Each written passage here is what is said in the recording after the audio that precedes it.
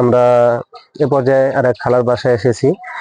তো খালা, আমরা আসছি প্রবাসীদের পক্ষ থেকে কিছু ইফতার সামগ্রী, যারা রোজা রাখে রোজাদার পরিবারের জন্য কিছু ইফতার সামগ্রী নিয়ে আসছি। কারণ রমজান মাসে দ্রব্যমূল্যের যে ঊর্ধ্বগতি থাকে, সেই গতিতে আমাদের এই গ্রামের বা আমাদের প্রতিবেশী বা সারা দেশে বিভিন্ন কিছু ফ্যামিলি আছে যারা আসলে বাজার দরের সাথে সামলাই পারে না।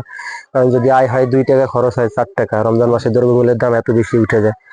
তো এই জন্য প্রবাসীদের পক্ষ থেকে যদি একটু সহযোগিতা হয়, একটু সাপোর্ট হয়, রমজান মাসটা ভালো কাটে এই হিসেব করে রমজান দাও, খালার হাতে প্যাকেটটা তুলে দাও। এটা প্রবাসী আমাদের আশেপাশের এলাকা থেকেই প্রবাসী ইকবাল কাজী, হাসান সর্দার, রবিউল দারিয়া, মুরাদ ভাই, এদের সহযোগিতার মাধ্যমে আমরা এই যারা যারা পাওয়ার উপযুক্ত তাদেরকে ইফতার সামগ্রীগুলো দেওয়ার চেষ্টা করতেছি। তো ওদের জন্য দোয়া করবেন যেন ওরা এই কাজগুলো বারবার করতে পারি, আর আমাদের জন্য দোয়া করবেন যেন আমরা এইগুলো চালিয়ে যেতে পারি। সর্বোপরি প্রবাসীরা অনেক কষ্ট করে, বিদেশের বাড়িতে থাকে, ওরা যেন নিরাপদ থাকে, আল্লাহ কাছে সুস্থ করবেন। সন্তান নাই, যা করে তো মাইকেরা করে। ঠিক আছে, যাক, ওনার কোনো পুত্র সন্তান নাই, এই জন্যই আসলে ওনার আরো বেশি সংকট। খালু অসুস্থ এখন, তারপরে খালু অসুস্থ। যাই হোক, দোয়া করবেন আমাদের জন্য যেন আমরা বারবার পাশে থাকতে পারি ইনশাআল্লাহ। আনার তৌফিক দেয়।